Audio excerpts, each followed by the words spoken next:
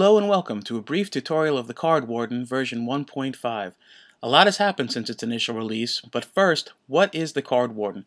The CardWarden is an iPad app designed to allow users to create, import, and play card games.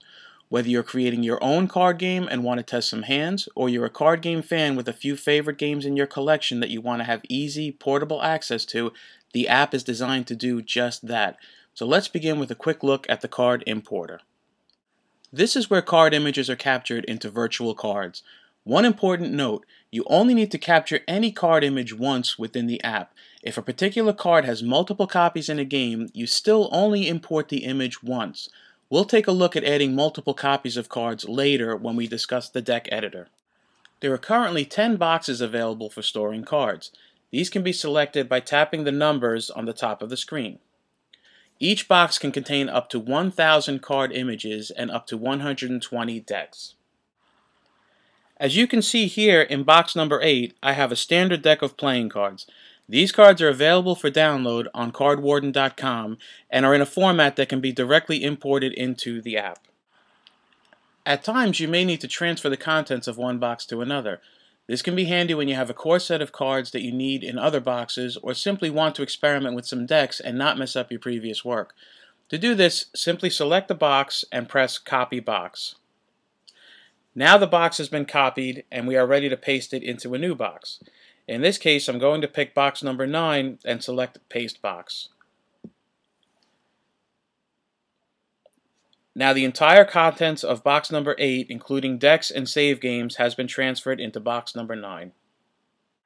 The app also features its own built-in backup and restore tool. To back up a box, first select the box and tap Backup.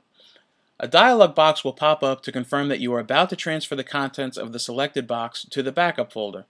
The backup folder is visible to iTunes and can be used to transfer contents to a Mac or PC. Once the files have been transferred, it's always a good idea to review the folder contents to be certain everything was backed up successfully.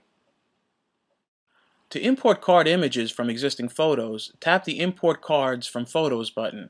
You will now be able to browse and use existing images from your iPad. If there is a camera available on your device, you will also have the ability to capture cards from the camera. One important note, you always want to capture card back images first. Then any subsequent captures will use this image for their back. Again, you only need to capture any image once. You don't need to capture a card back for each card. For the purpose of this demonstration, I'm going to use the sample cards included with the app, and I'm going to tap Import Sample Cards. Next, I have to get my card back ready for capture. To do this, I simply drag the image until it fills the card frame. Once it's lined up, I simply press Capture Card. Next, I want to capture the front of the card. In the case of the sample cards, the front is just off to the right, so I'm going to drag the card image until the front fills the frame, and then I'm going to again press Capture Card. There are several tools available to ensure that most cards will fit the card frame. These include rotation, zoom, as well as squeeze and stretch. At this point, I would simply continue to capture any additional card images. If I'm playing a game that requires multiple backs, I can change the image on the right to select a different back, and then all subsequent cards will use that image for their back image. Now another feature that I'm excited about, although it's still in development, is the token feature. Now you'll no longer be locked into using standard card shapes when playing your games. Now let's head over to the deck editor. Here we are at the deck editor. As stated earlier, each box can contain up to 120 decks. To add cards to a deck, simply tap the image at the bottom of the screen for each copy you want to add to the deck. For a zoomed in image, simply press and hold on a card. To remove cards from a deck, press the yellow Clear Card button at the top of the screen and then tap the cards you wish to remove. Once your deck is ready, simply press Save Deck, and you can see that my current deck is now available in both the randomizer and game table. Let's head over to the game table now. Here we are at the game table. For this demonstration, I've switched to box number 8, which contains a standard deck of cards. The first thing you want to do on the game table is add a deck to the table. This is done by pressing the green Add Deck button at the top of the screen. Next, I want to move this deck to the top of the screen. This is done by pressing and holding on the center of the deck until it turns semi-transparent. Now I can freely move the deck, and in this case I'm going to place it at the top of the screen and release. Now I want to give the deck a quick shuffle. Within the app, tapping a card or deck will show all available options. In this case, I want to press the button that says Shuffle. Now before I deal cards off of the top of the deck, I need to look at the yellow button at the top of the screen, which currently says Deal as Deck. What that means is that it's going to deal the cards in the same orientation as the deck. If the deck is face down, the cards will be dealt face down. If the deck is face up, the cards will be dealt face up. In this case, I want to switch it to Deal Face Up by tapping the yellow button, and now I can freely drag cards off the top of the deck and deal them.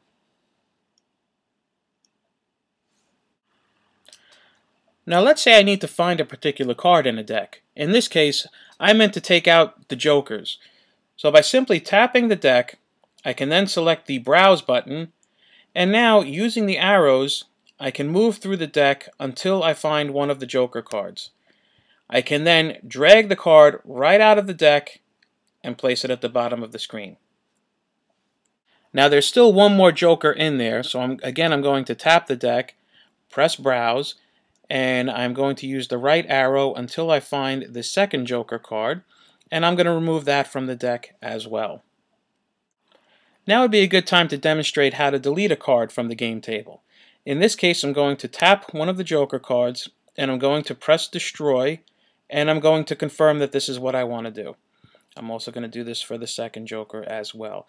Keep in mind this is just removing the card from the current game table session.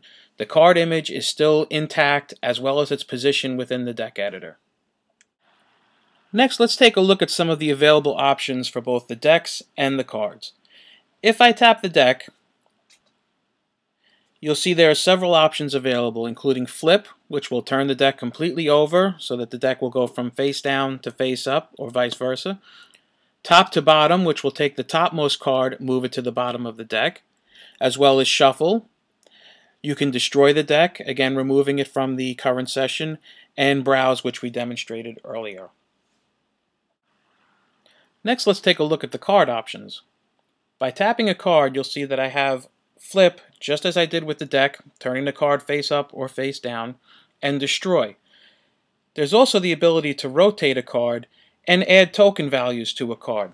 In this case, if I add 2 white tokens and 2 red tokens, you'll see that the counters appear beneath the card. These counters can be toggled from being on the card to being below the card, and they will follow the card when it's moved. Another unique option for the cards is the ability to make a deck. By tapping the Make Deck button, you can now see that this is a deck of 1 card. Now any cards that get dragged on top of that card will be added to this card's deck and will be treated the same way as any other deck. A more recent feature in the CardWarden is the ability to combine decks by simply dragging one deck on top of the other and releasing. Also within the game table are these sliding trays. These can be used as additional off-screen storage, as well as the ability to hide cards for multiplayer pass and play.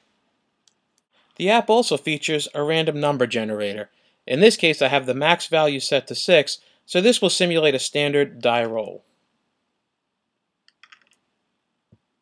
If you're playing a game that requires the tapping or rotating of cards, simply double-click a card to quickly rotate it and rotate it back. Keep in mind also that by simply dragging cards, you can place them around the table, back in the deck, and that you can also take multiple cards at one time. There are also 2 score trackers at the bottom of the screen. These can be used for keeping track of points or any sort of numeric value during your game. And one of the bigger features since its initial release is Game Center support. Here we are looking at a Game Center match. The game table functions exactly as it would in a single player match. The primary difference is that these cards don't exist on this device. They've actually been synced from a remote device. Only one player needs to have cards scanned in order to play a Game Center match. When you complete a turn in a Game Center match, you must press the End Turn button at the top of the screen. This will turn control over to the opposing player. You'll also notice that there is a lock button at the top of the screen. If you're player 1, this will lock the lower left tray so that player 2 cannot see what cards you have. If you're player 2, it will lock the lower right tray. You'll also notice there is a microphone button on the top right. The game table supports full voice chat when playing over Game Center. And that's a quick overview of the CardWarden. There were a couple of features that weren't included in the video, such as importing custom backgrounds and soundtracks. For a complete listing of features, please visit cardwarden.com. I hope you enjoyed the video. Thank you.